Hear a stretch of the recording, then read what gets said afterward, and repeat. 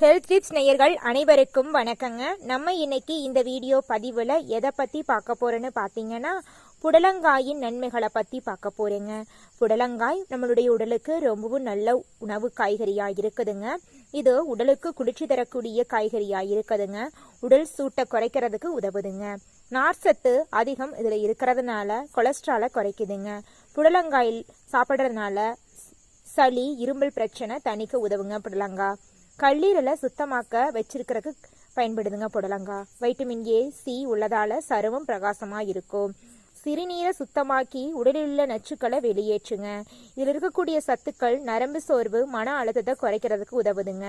புடலங்காயை குழம்பா வச்சு சாப்பிடலாம், பருப்பு கூட்டு மாதிரி வச்சு சாப்பிடலாம், வறுத்து சாப்பிடலாம், புடலங்காய் சாறை குடிக்கலாம். சுவையான ரெசிபிகள் செஞ்சு சாப்பிடலாம். புடலங்காயை அடிக்கடி உங்களுடைய உணவுல சேர்த்துக்கொள்ளுங்க. உங்களுடைய உடலை ஆரோக்கியமா வச்சுக்கோங்க. அடுத்த